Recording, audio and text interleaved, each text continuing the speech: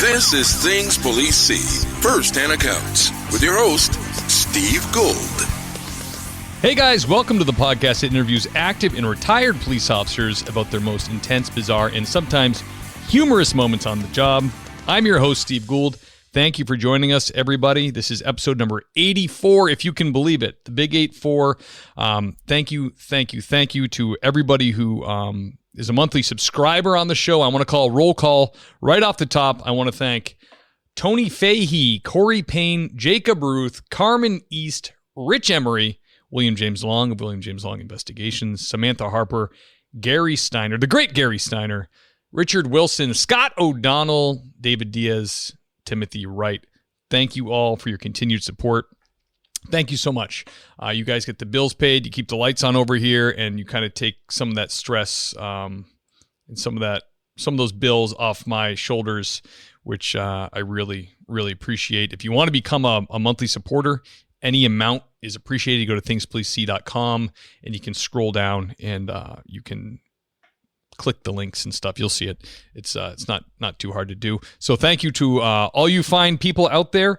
And also, we have a sponsor now on the show. We have LifeSpotApp.com. LifeSpot was created from real life critical incident experience. It is an inexpensive, simple to use smartphone app that will undoubtedly save the lives of many. LifeSpot solves 5 major challenges of an active shooter / active threat event. Response time is cut by several minutes. The app notifies all staff members, law enforcement, EMS 911, and command staff that there is a threat at a school, church, or business in less than 8 seconds, which is amazing because 911 can get tied up. 911, believe it or not, does get busy and you're unable to get through. LifeSpot is donated to all law enforcement emergency responders, and you can get a demo by requesting it at lifespotapp.com, or you can reach the founder and owner directly, Brett Titus, at brett@lifespotapp.com. That's brett@lifespotapp.com. Brett is a fantastic guy. This is a case of a company that was started, designed, and functions by the right person, by the person made for the job. 20 plus years, full-time SWAT officer. He is episode, I believe, number 81 or 82. So if you want to see if this guy's a real deal, go check out the episode with Brett Titus, because that's the founder of this company. And the guy knows. He's been to a couple critical instances. He knows what to do, and his company is fantastic. It's growing leaps and bounds. It's going to be huge, and I'm very proud to have it here as a sponsor. So go check him out.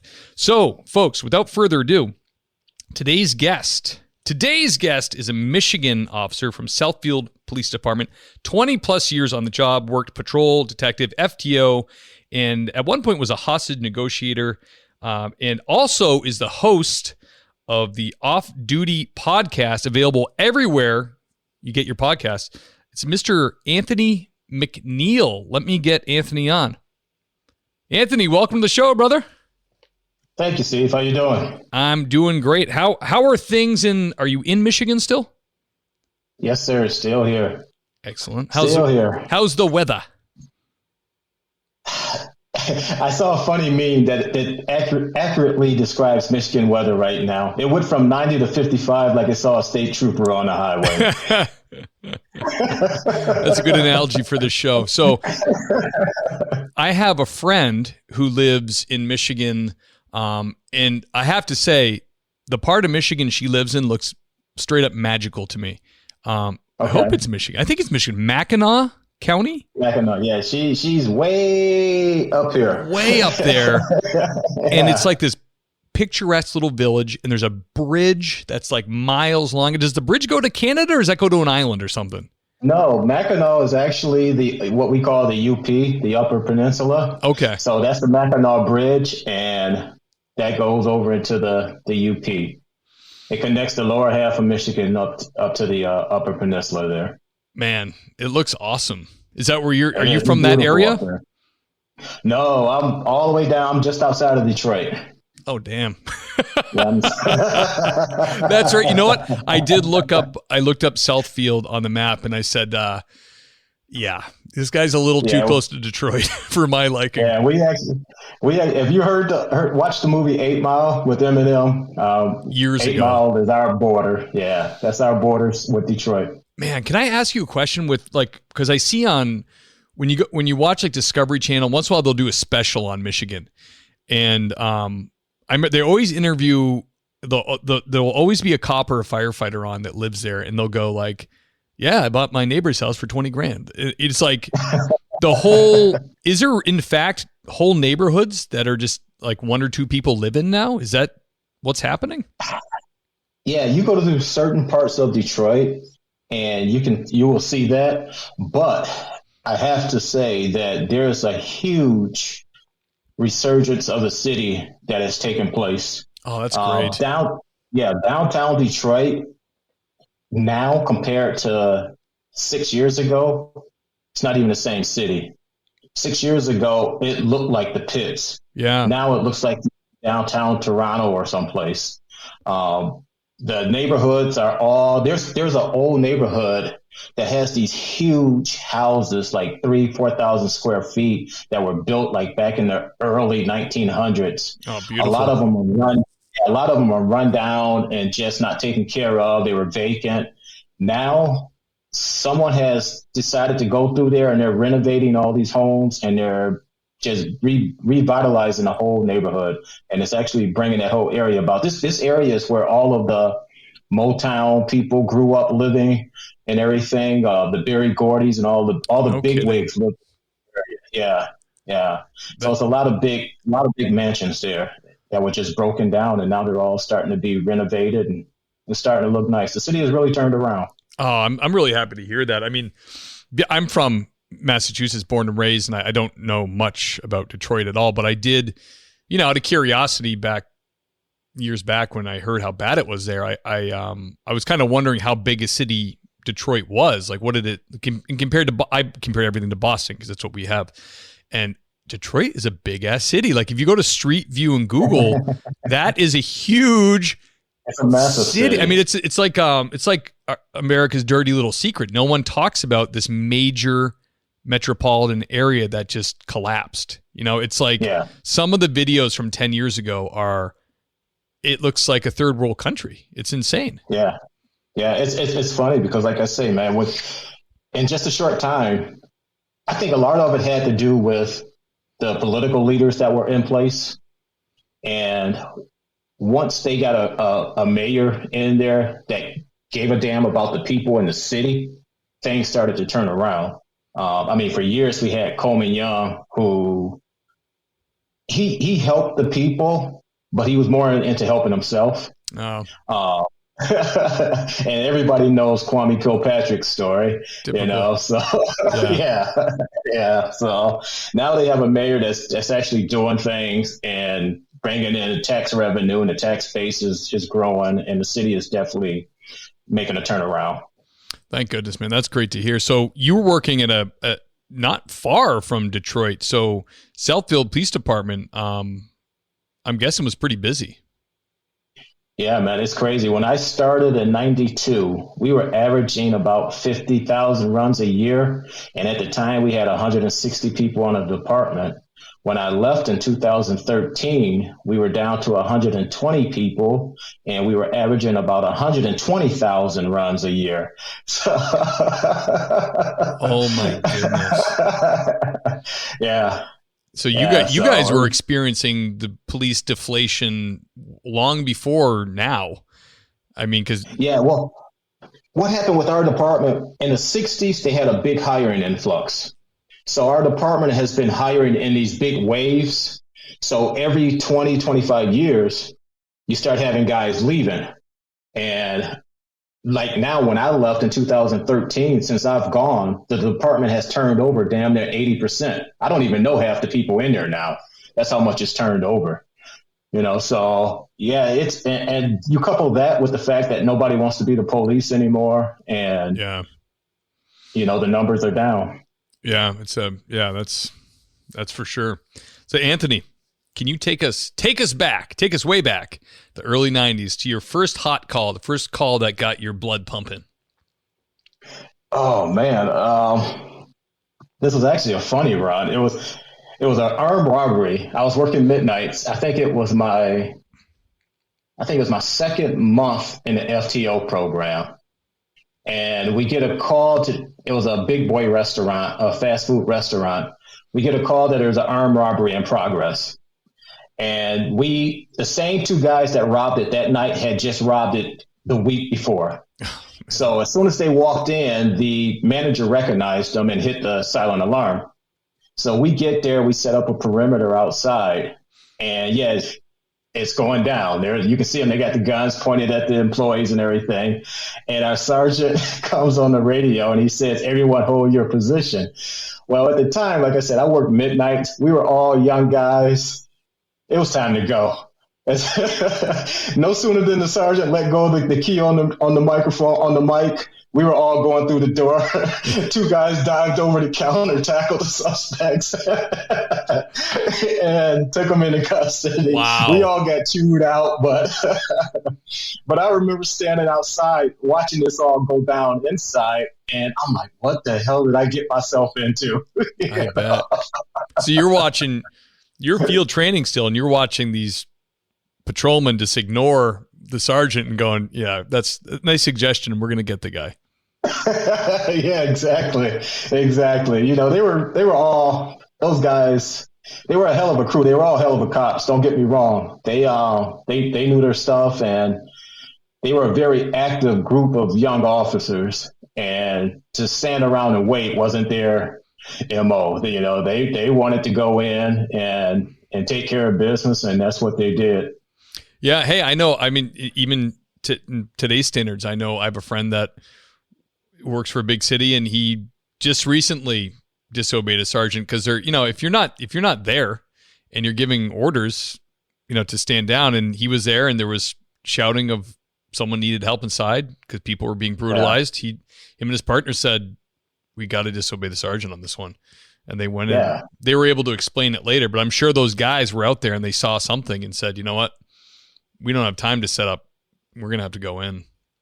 Yeah, like I said, I was literally in step 2 of the FTO program, so it was just follow whatever they do. Did it give you any pause in your police career? Did it make you go, "Oh man, I don't know. I'm not sure"? Not really. No, it was, I mean, you know, I was 27 at the time, so it was pretty exciting for me. I enjoyed it tremendously. Yeah. You know, that pretty much describes my whole career was like that, you know. And I didn't have any pause whatsoever. You know, once I got into the profession, I immediately fell in love with it. That's great. So you liked the rush, the adrenaline. You saw that this was cool, getting the bad guy. Yeah, you know, I went in those stages like most officers. Those first 5 years, you know, you're gun ho, everybody's going to jail. I'm the police, do what I say, right, type thing. You know, by year 10, you start to slow down a little bit, and year 15, you know, you're guarding the station. You know, so. Yes. Yeah, I had my car got stolen in LA when we were living there, and I went into the precinct. I know they don't call them precincts there, but the station closest to northwest or northeast. And that's the guy it was 6 a.m. The desk officer was, you know, a 30-year patrolman. And he just was like, could care less about my car, could care less that I worked for backgrounds. He just was like, you know, it was like looking, he just had that stare, you know, just like he was ready to go. Yeah, man, been there, done that. I had to spend my last 5 years working the front desk, and I absolutely hated it. It totally changed me as a person. You know, I started hating people, and I'll never forget. I went in one day and I said, "Okay, today I'm turning over a new leaf. Nothing's going to upset me. I'm going to be positive." Yeah. That lasted all of about 15 minutes. This guy comes in and he's just being a total jerk. He and I get into it and we're going back and forth, and he goes about his way, and I'm sitting there, I'm just fuming. I'm boiling. And this lady comes in to make an accident report. And I look at her and I say, "Can I help you?" And she looks at me and she says, "Well, I was coming to make an accident report, but you just looked at me like, what the F do you want?" Oh, no. And that was probably the expression on my face. Yeah. Yeah. Believe me, when I was in LA towards the end, I worked, actually had a great job. I was investigating fraud for an insurance company. I had to get a lot of police reports. As part of the job, you just go get the police report for arsons and all that. I sat in a lot of lobbies and a lot of SoCal police departments from Fresno to the Mexican border. And the desk officers just deal with just stupidity, just constant stupidity. Yes. And you could tell they're just like so done. And, like a lot of times they're on light duty. They've been injured. Something's happened and they're just kind of, you got to keep working. You needed the benefits. You got a family. Okay, this is my job now. I basically assist the records clerk is my job, but I have a gun and a badge. And it's not what you signed up for. And it's not every officer's strong point. I have friends that are in sales and they can deal with relentless stupidity and they can deal with just idiots. It rolls off them. They have that personality where they're just okay with it. But most cops aren't like that. Like most cops are like, they're not designed like that, and nor should they be. They just can't stomach it. Well, I'll tell you, that was my situation. I had some health issues and I was forced to go inside my last 5 years. And like I say, I absolutely hated everything you just described about the desk officer. That was me. That was totally me. Yeah. It's too bad too. And people don't care about the backstory or why that guy's there or why he might be grumpy. They think it should be a young, sprightly person when they go in that just wants to help you. And, I'll tell you a funny story real quick about the front desk. When I was getting ready to retire, I think I had about a month or so to go. And I was training a younger officer that was going to be taking my spot up there. And this gentleman comes in to get a ticket signed off for defective equipment. He didn't have a bumper on his car and the state police wrote him a ticket. So he comes in, and where he parks, we can see the vehicle on the camera clearly. There's no bumper on the car still. So he walks up to the window where the young officer is at, and the officer is telling him, "Hey, I can't sign off on the ticket, sir. The repairs haven't been made, blah, blah, blah." This goes on for about 15 minutes. I'm sitting there just biting my lip. Finally, I couldn't take it anymore. And I jump up and I go, "Can I swear on here?" Oh, yeah. Okay. I jump up and I say, "Sir, take that fucking ticket and get the fuck out the station. This officer has been more than polite to you, trying to explain it to you in a way that you will understand, but obviously it's not working. So now I will. Get the hell out." That's good. You're showing the new guy where the line is. Well, it was funny because afterwards he goes to him. He goes, "Was I being too nice?" I said, "No, you did exactly what you were supposed to do. Unfortunately, you will learn that there are certain people that you will deal with. They only understand one tone. And this gentleman was one of those people. You saw the minute I spoke to him, he didn't say a word. He grabbed his ticket and left." Yeah. Yep. So. Yeah, it's true. It's true. Yeah. Yeah. Oh man, that's funny. Anthony, can you describe to us the strangest or most bizarre thing you dealt with? Oh man, I actually have two stories. They're both short. Yeah, let it rip. The first story was we had a shooting that took place at a hotel. And I'm the first officer there, and the victim is laying on the floor in the hallway. And I'm talking to him, trying to find out, if he could give me a description of the person that shot him. And while I'm talking to him, all of a sudden he goes, "Yes, Mom." And I'm looking at him like, "What?" And he says, "Yes, Mom, I can see you." I'm like, what is he talking about? And all of a sudden he goes, "Yes, Mom, I see you. I'm coming. I'm on the way." And then it hit me what was happening. He was passing away, and apparently he saw his mom, who had passed away previously. Weird. Yeah, and he was having this whole conversation with her, and when I realized what was going on, I just respectfully step back and let him, transition. Because it was obvious to me what was, it took a second, but once it's clicked in, I'm looking at him like, man, did that just happen? But he was clearly, yes, Mom, I see you. Yeah, Mom, I'm coming. I'm on the way. And it was kind of spooky. Wow. Yeah, that is weird. Yeah. Wow. But we never did find out who ended up shooting him. It was another family member that shot him. So I don't know if he would have said anything anyway, because no one else did. But right. The other situation was a gentleman called 911, and he was wheelchair bound. And when we got there, he had already passed. But what was so unusual about it, there was literally these huge beer mugs, like big 20-ounce beer mugs, about 8 of them full of blood all over his apartment. Ooh. And in the sink, in the kitchen, it was full of blood. And this gentleman was in a wheelchair, and rigor mortis set in really fast because I stepped outside. My sergeant was still inside, and all of a sudden I hear a scream. I hear a thump, then I hear a scream. He fell over out of the wheelchair. My sergeant jumped and screamed. But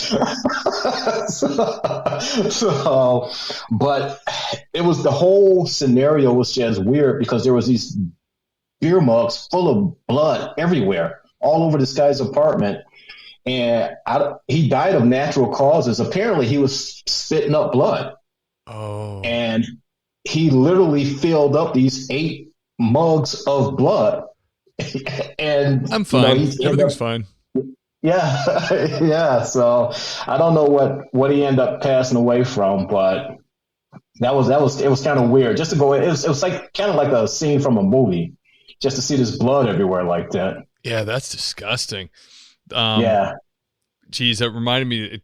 My dad was a cop for a long time, and he had one where he went because he got scared. He'd been to so many and then deaths, and he went and there was this guy, and there was he was in his underpants, and it looked like an unattended, and there was crap streaked on the slider where he was like falling down, like he crapped himself and like got his hands in it and probably was like, oh my gosh, he grabbed the curtain that went over the sliding door and it slid in it and he was just lying there with his eyes open.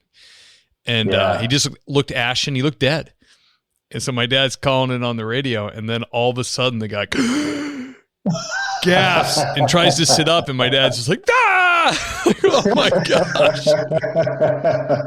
I said, he's seen so many dead bodies. He said the guy just looked so dead, but wasn't, Yeah, Oh, man, the stories. If people only knew the things that we go through. I know. I hated, that was one of my least, the department I work for, the department I'm at now, we used to do a lot of reassurance calls, they call them. So in the morning, we had a large elderly population.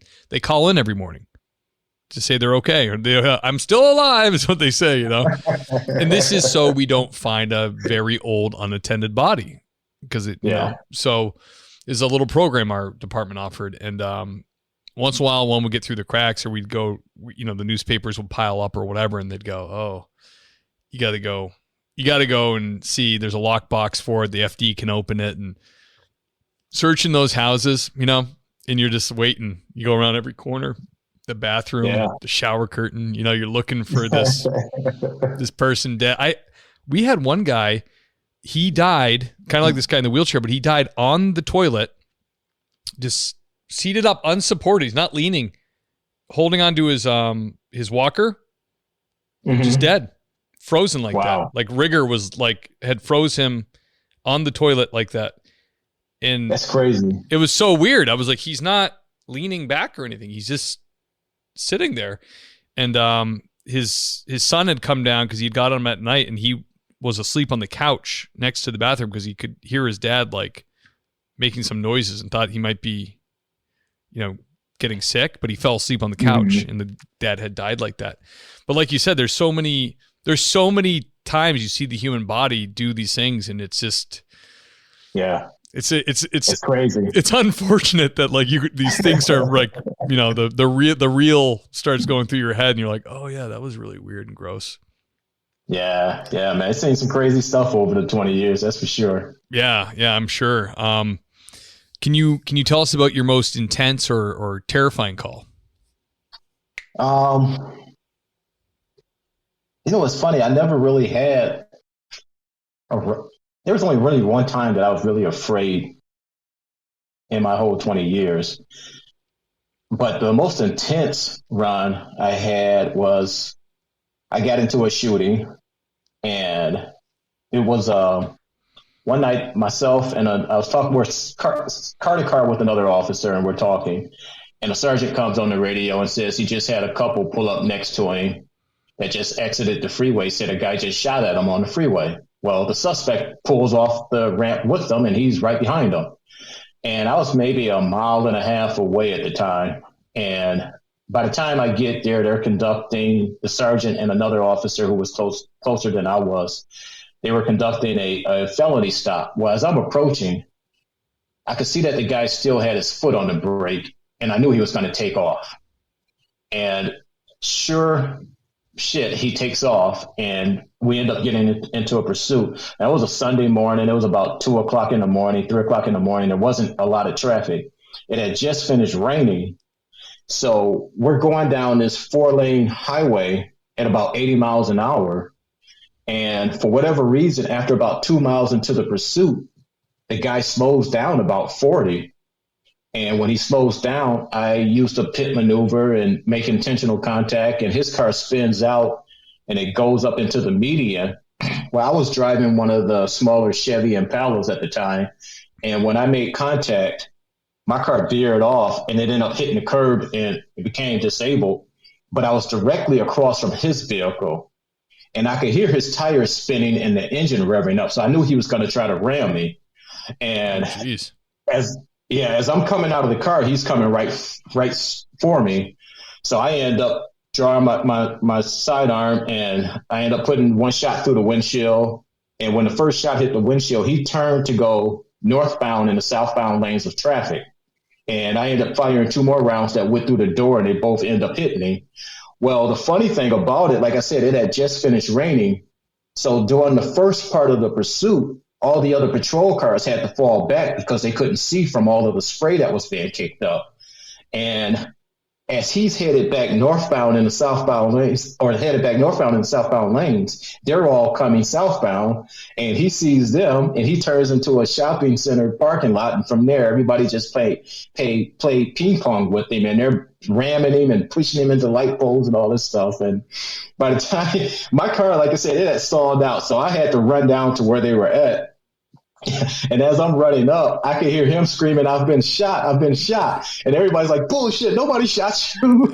You know?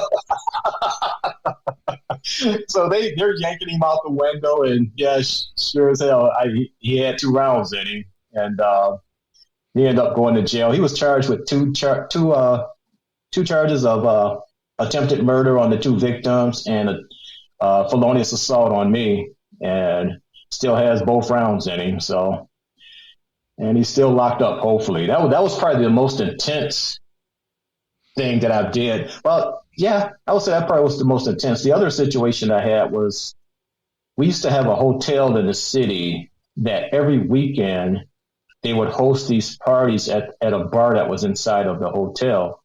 And the bar attracted, you know who Snoop Dogg is, right? Oh, hell yeah. Okay. Well, there's a guy that used to hang around with Snoop Dogg. He was a pimp from Chicago named Bishop Don Juan. That sounds like Bishop a pimp, Anthony. And Bishop Don Juan would host these events called Pimps Up, Hoes Down. And what it was basically the Pimps Convention. All of these pimps from all over the country would come. Are you kidding me? And I'm dead serious. All of these pimps would come, and they would bring all of their girls that work for them, and it was a pimp convention. Wow. Well, one night a fight breaks out in there, and there's like maybe 7 officers working, and there's probably 200-300 people at this event. Well, a guy got hit over the head with a cash register, and he's in the middle of all this, and the fire department couldn't come in to render aid. So the 7 of us had to go in. Well, once we got inside, all of a sudden everybody turned on us. And it's 7 of us against everybody. And there was a gentleman that I used to work with named Pete. Pete was 6'6", probably 400 pounds. Good man, Pete. Good man. All of a sudden, you just see people just flying because Pete's just grabbing people and just throwing them. And next thing you know, we're surrounded. Our radios weren't working because we were trapped in this little narrow part of the hotel, and our radios wouldn't work, so we couldn't get a signal out. And we're just fighting with people. You know, we still carry batons at the time, so we're the collapsible batons. We have our batons out, and we're just hitting people and just trying to fight our way to get to this guy. And, you know, yeah, next thing we know, it was all calm. I mean, I think every surrounding jurisdiction ended up coming. And when you get out in the parking lot, all you see is just literally probably 50, 60 police cars. Do pimps like, do they only fight by doing backhands? Like, bah, bah. I'm picturing like the guy from I'm Gonna Get You Sucker with like the goldfish in his heels, you know? Well, I'll tell you the funny thing. Bishop Don Juan drove a Rolls Royce, which was money green and gold inside. The car, it was literally the color of money outside and gold inside. Damn. And this convention was in your jurisdiction. Yep. What a bummer. Yep. You must be like, can you do this somewhere else? Yeah, eventually they end up shutting the hotel down because as over the years, you know, the city started charging them for all of the ruckus that was going on, and it got to the point where they just couldn't afford it anymore, so they eventually shut it down. Wow. I mean, you'd think that the hotel would make them pay for police details. They probably did, right? Eventually? No, they never did. It was that for about 4 years that went on, and it was just pure craziness every time. That would be a vacation day for me. I'd be like, I'm not working. Well, the unfortunate thing from that, all of these smaller events sprung off. So that was the yearly thing. But practically every weekend, if there was some big rapper or something in town, that hotel was the place to go. And with that rapper came all of his entourage and all the problems. So right. You know how that goes. Yeah, I can remember that. And when I was in police academy, we did I think they teach every recruit about LAPD's problem with corruption, and part of it being with the rappers. You know, with Snoop and all those guys, and the gang officers in LAPD get wrapped up in that lifestyle, working for these guys on the side, doing private security, and that whole world is insane. Like, what are they doing at a pink convention? Like, what is there awards? Like, what are they just like? You know, I couldn't tell you. I couldn't tell you. I don't know what it was, but it was actually, if you can Google it, it's called Pimps Up, Hoes Down. Yeah, you can actually Google it and probably find it on YouTube or something. Yeah, that's what I mean. I think that. I don't know if Snoop Dogg took it from that event or if they took it from Snoop Dogg, but I've heard Snoop Dogg say that. So yeah, because Bishop Don Juan, he was in a bunch of these rappers' videos and all this other stuff. He was actually a nice guy. You know, I had talked to him a couple of times. He was actually a nice guy, but you know, that was just his thing. He was a pimp. Damn. They got to come over to Detroit. They can't stay in Chicago. Right. Exactly. What a pain in the ass. Exactly. It was. So in your 20 years, what assignment did you like the best? How did you feel about, because we have a lot of newer officers listening. How did you feel about FTO? Because I've only a few times in my life been responsible for like a new guy or gal. and I've never been formally trained as an FTO, but it seems like a lot of pressure, and it seems like it very disruptive to like my little routine as a patrolman. Because you know how it is when you're on patrol, you get your duty bag, this is your office, and nobody's in there screwing with you. You know, you just kind of do your thing. Now all of a sudden, you got a new person with you, and you got to do the right thing. Like, not that you're not, but you got to do like the exact right thing all the time because you're teaching this new person. I don't know. I mean, I appreciate that position, but it seems like a lot to put on a guy. I didn't mind it for the most part. You know, as long as I got a heads up, you know, with plenty of warning that I was going to be getting a recruit, it was cool. I actually kind of, you know, I looked at myself. I thought I was a pretty good street cop, and I felt like I had a lot to share. So I didn't mind helping the younger people. And when I got fed up with it was when I recycled a person that should have been recycled. And, you know, the people in charge decided, no, he's not going to get recycled. Yes. My buddies who are FTOs, that's an issue because it comes down to dollar bills. Departments invest a lot of money in somebody. I mean, police academy, gear, training, body armor, like you can put 30, 40 grand into a person, and then they fail FTO. They don't want to hear it. They want them to pass. Yeah. So this guy, he shouldn't have made it through. He's still with the department as far as I know, but my first hint that he shouldn't have been the police. One night we get a call of a panhandler in front of a Rite Aid store. And as we pull up, he's driving and the gentleman is sitting on the curb right there in the parking lot. So I go, oh, there he is right there. All of a sudden, the recruit just takes the car and just whips the wheel, and he's driving right at this guy. And the guy's on the curb, and he's trying to shuffle his way back because the push bumpers are like right in his face. I'm like, what the hell are you doing? You know? Jeez.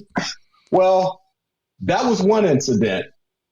I recycled him, you know, down the road. They let him through. Once he gets through, we're at another one of these hotel parties. He pulls up. Another officer had a suspect on the ground. He's driving, doesn't even see the guy laying on the ground. The officer had to pull the guy out of the way. You got an issue with driving, huh? Yeah, well, it gets better. Damn. It gets better.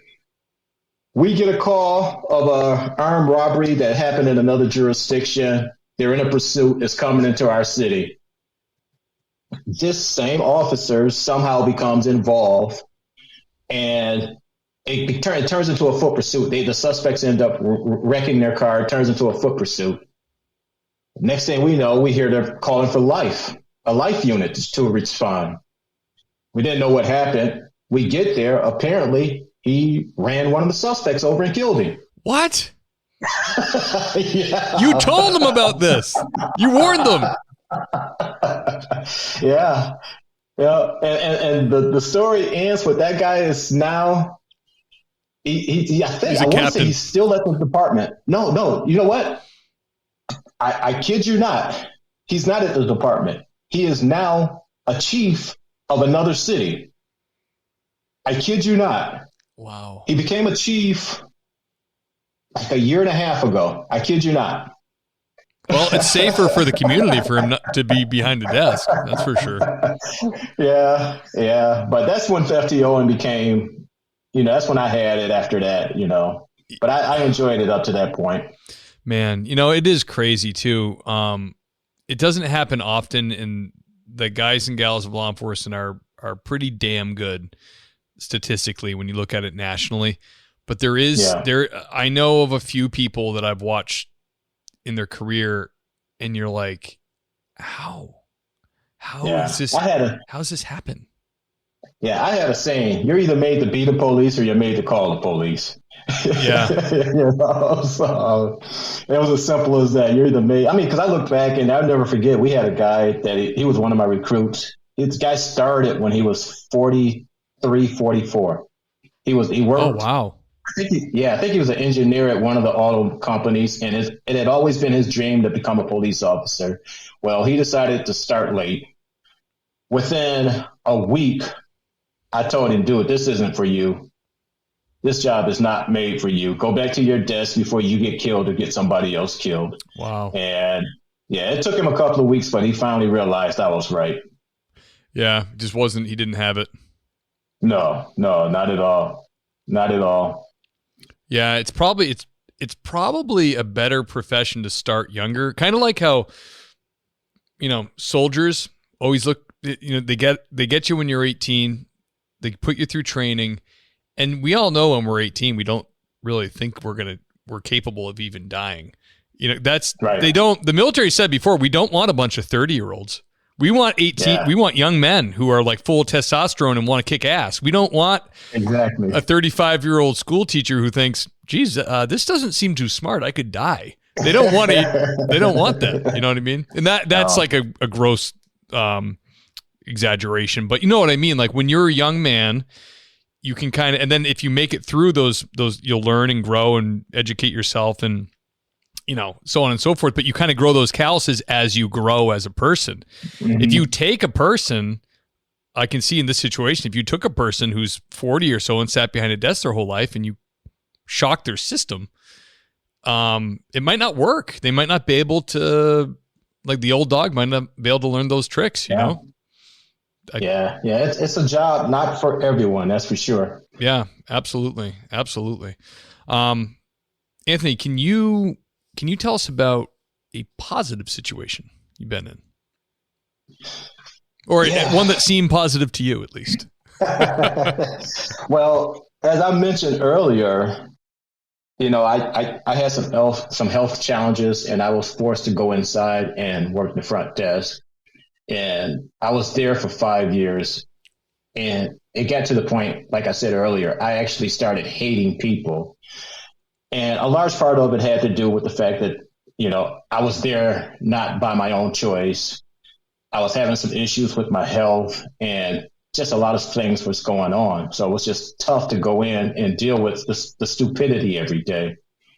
And about 9 months before I retired, a lady comes in with her 12-year-old son, and he was a pretty big boy. And she says, I'm leaving him here. I can't control him. He hits me. He hits my mom. You do whatever you need to do with him. So I was already having another one of my bad days. So that's what you need. Yeah. So I get up from the desk. I go around and I go to him. And I say, come here. And I take him over to the side and I look at him and I says, hit me. And he looks at me and he clenches his fist. And I said, go ahead, swing and hit me. I'm going to give you one swing. Then I'm going to wear your ass out. And he starts crying. Oh. And yeah, he starts crying. I'm like, what are you crying for? You were a man when you had when you were punching on your mother and your grandmother. Right. Now you got a man in your face. You want to sit here and cry. And we talked for about 30 minutes, and it was a typical situation. Unfortunately, there was no real male figure in his life. Yeah. Mom was doing the best she could, but he was just at that age where he was just starting to run with the wrong people, wasn't doing good in school. And like I said, we talked for about 30 minutes. And the last thing I said to him was, look, I don't know you. You don't know me. But if I get an inkling that you put your hands on another human being, I will personally track you down and beat your ass. That was the last thing I said to him. And the day that I retired, they were having a party for me in the station. And I get called up to the front desk. And as I get up there, it's him and his mother. And his mom gives me a card and she says, can I give you a hug? And she hugs me and says, I just want to say thank you. Ever since that day you talked to my son, he's doing better in school. He stopped hitting me and my mom. He's doing his work at around the house that I asked him to do. And it was at that moment I realized that everything I had gone through the last 5 years, including almost dying with my health, was for that moment. I was put there for that one young man. And that made those 5 years a whole lot better for me, because I saw that had I not gone through what I've gone through, this young man, who knows where he could have ended up. And I stayed in contact with him for a little while. He ended up getting into college, and he's doing better, and he's doing good. You're kidding me. So, no. That's great, man. That's beautiful. Jeez. Yeah. Yeah. And you know what's funny about that? Again, another front desk story. That happened so frequently where parents would bring their kids in. I'm talking about kids as young as 5 years old, and they would say that they can't control them, and you do whatever you need to do. And for that one person to come in, and I saw the difference that conversation made, like I said, everything that I went through for those 5 years was worth it. Yeah, absolutely. Man, that's crazy. Because you probably think the way we think as cops is like, that ain't gonna make a difference in this kid's life. Like, what's this gonna do?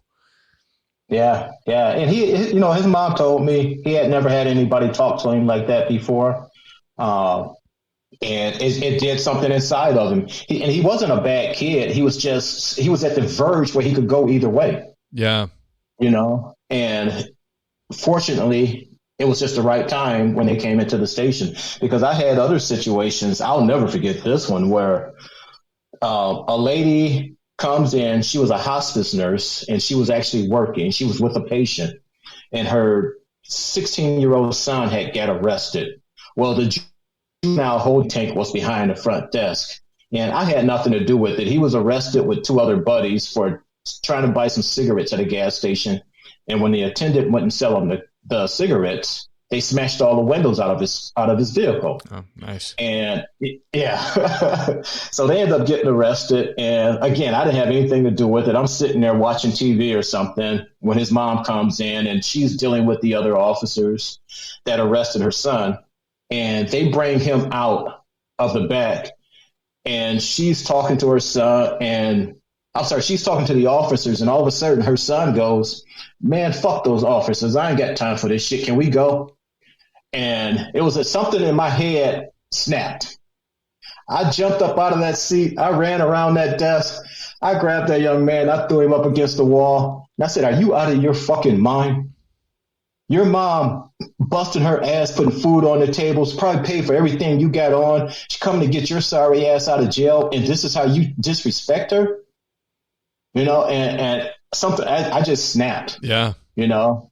Because I know had I said something like that, my old man would have beat my ass. Right. If I was that disrespectful, and I don't, that was one thing I hated about that desk it was just the things that you saw that you don't necessarily see on the street all the time. Yeah. Because especially doing custody exchanges and things like that used to just drive me crazy, But all of that didn't matter on that one day when that young man came in with that card. All of that stuff, it was okay at that point. Yeah, that's awesome, man. Wow, what a great story.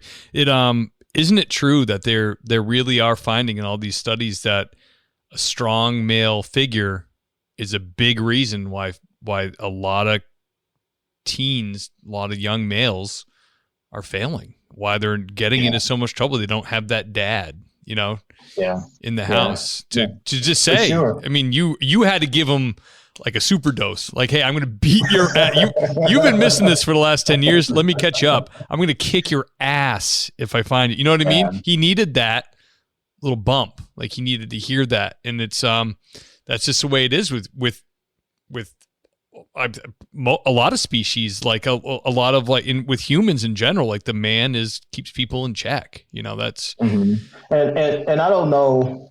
I've been out of the game now for almost 8 years. I don't think an officer can probably get away doing something like that nowadays.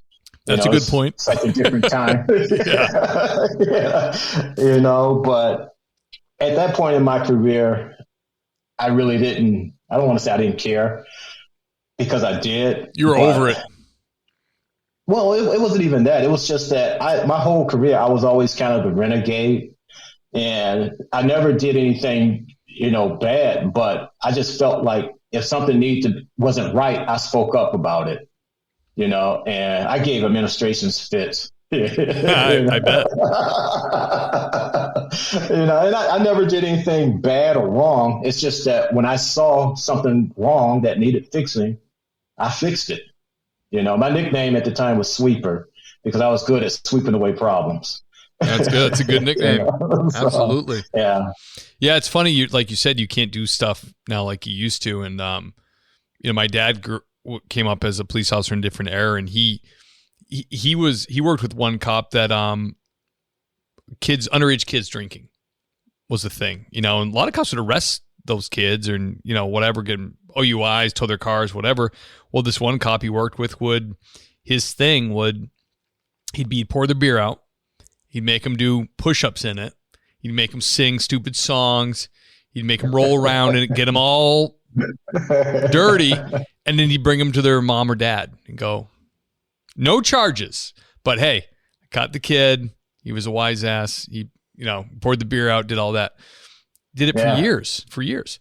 And then, at one point I think it was like the late 90s, if my memory serves me, one mom came into the station, single mom, local lady came in and said, oh, my son was horribly abused by the police last night. And they go, oh, really? What happened? Well, he was, they poured the beer on the ground. He had to do push-ups in the beer, and he told me all about it, and it was abusive. And she had a meeting with the, with the lieutenant and the chief, and was going to bring a lawsuit. And that was it for this little community. That kind of creative sentencing on the side of the road was over. And the chief was like, arrest him. Yeah. Just arrest him, because we can't afford a lawsuit. We can't deal with it like this. So you guys just go by the letter of the law, because, and it's only gotten worse. It's gotten, you just need to turn on the TV to see, like cops are basically demons now, it's like, and people are just drinking it down and believing it, without any further thought. So it's kind of a shame, Yeah, I couldn't do the job nowadays. I'm not built like that.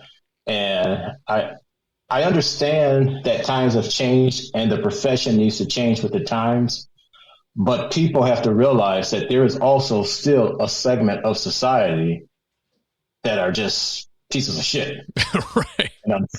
And unfortunately, we have to deal with them over and over again. And you can't deal with that type of person with a velvet glove. Right. And I'm not saying you abuse people or anything like that, but sometimes you have to speak to them in a certain way. They don't just come up and just go along with the program. I've never had anybody like that do that. Right. Like that guy you had in the station with the young cop you were training. Some of these people will take kindness for weakness. But when you told him, get the F out of here, we're sick of your baloney, he left because he knew it was over. He met, for lack of a better word, an alpha. He said, oh, okay, well, this guy's in charge. I'm going to leave.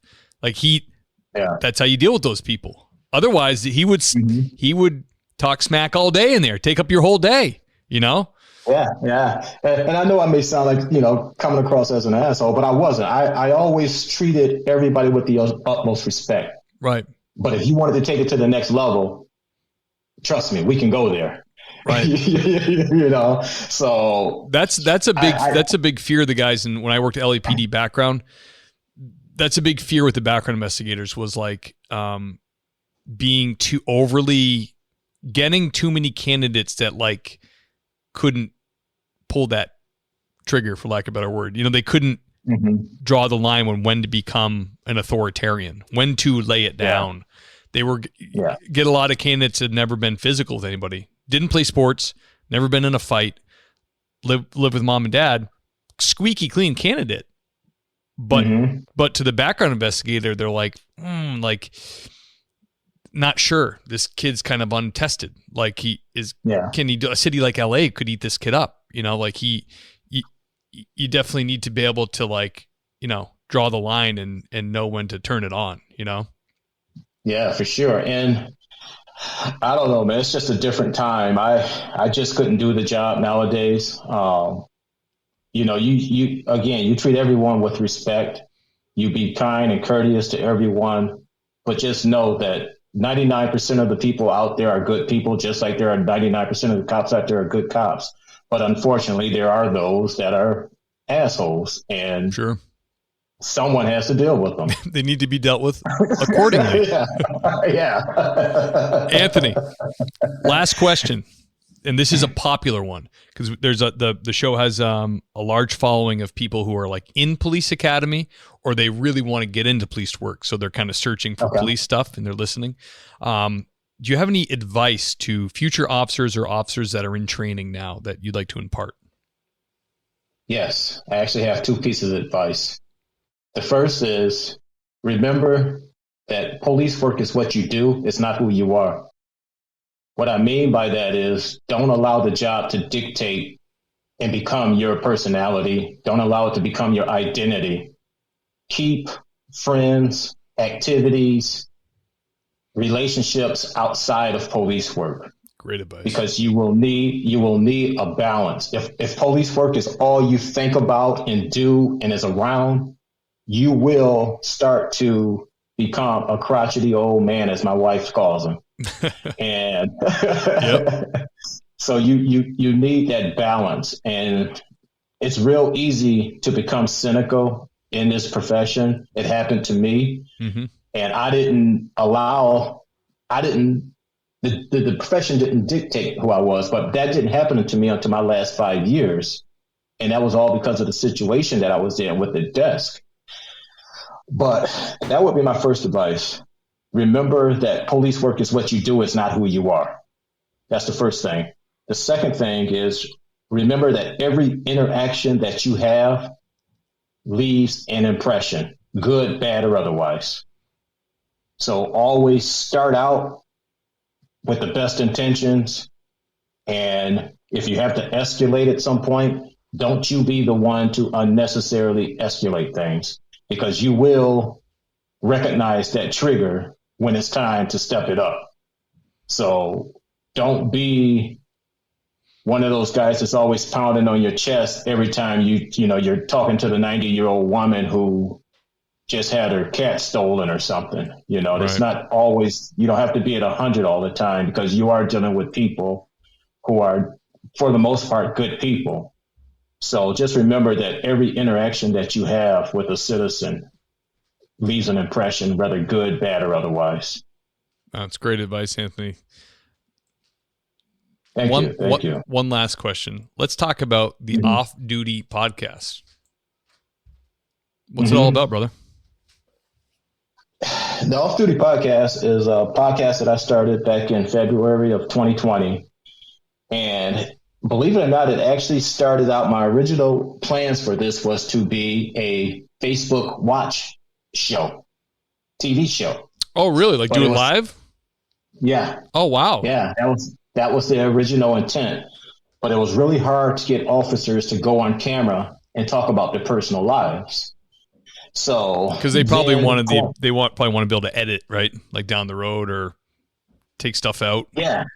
And it was just really hard to get guys to really open up about their personal lives. So I started thinking, and I think it was, like I said, February of 2020, I started getting into Instagram, and I started noticing all these, quote, Instagram cops. And I realized, man, here's a group of people that's not afraid to put themselves out there. Yeah. And I just got introduced to podcasts at that time. So I started looking into it, doing some research, and I wanted to do something different. What makes my podcast different from a lot of the other law enforcement podcasts is more of a lighthearted show, believe it or not. And it's all about the men and women that wear the badge. It's not about departments, politics, policies, or anything like that. Those topics come up from time to time. Sure. But it's all about the men and women. And one of the best parts of my show that a lot of people really enjoy is what I call Dig Deeper. And what that is where I get nosy and I'll dig through my guests' social media, and I'll take certain posts and I'll craft questions around those posts.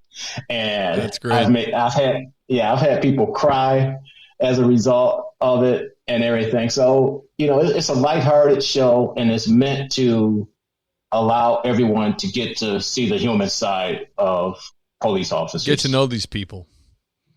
Yep, get to know them, because we're human just like everybody else. I love it, man.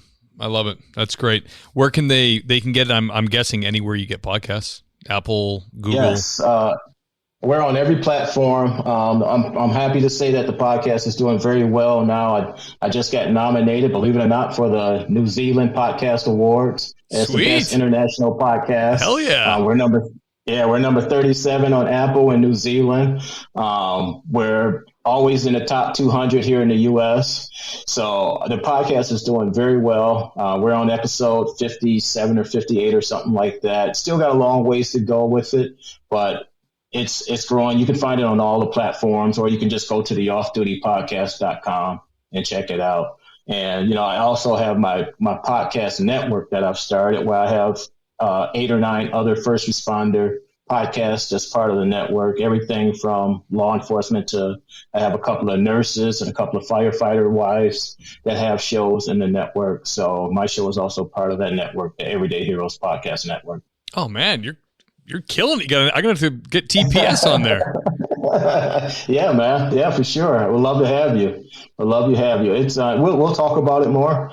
But it's the podcast or the network is growing. Actually, I just added another podcast to the network.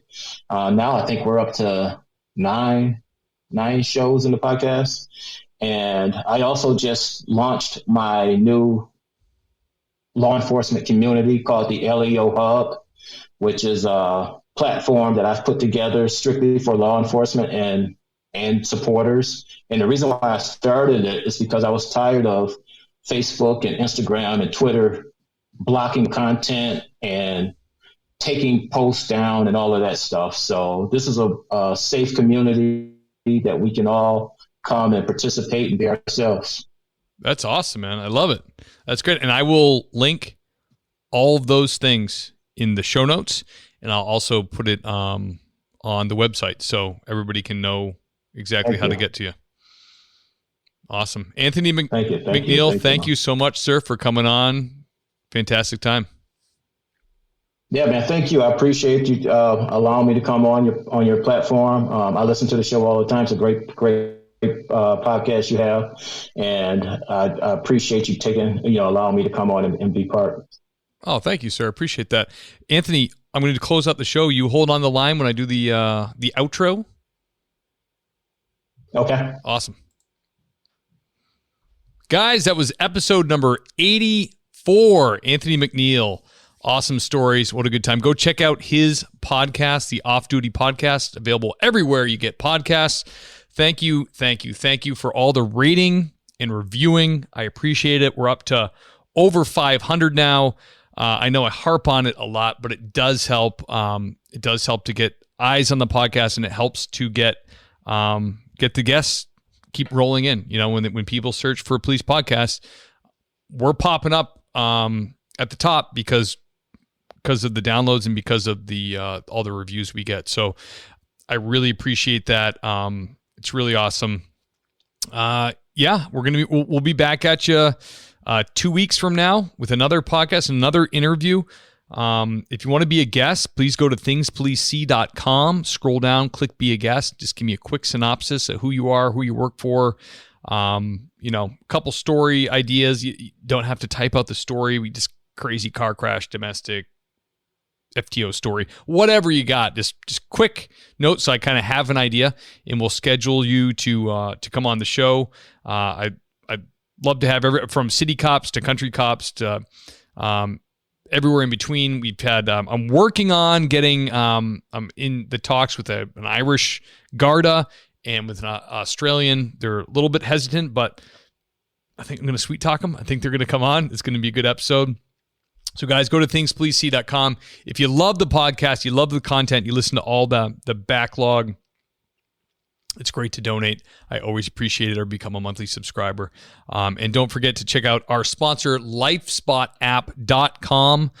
Go check that out. Incredible company doing amazing things. So guys, that is the episode for this week. And thank you for joining us. I will catch you next time.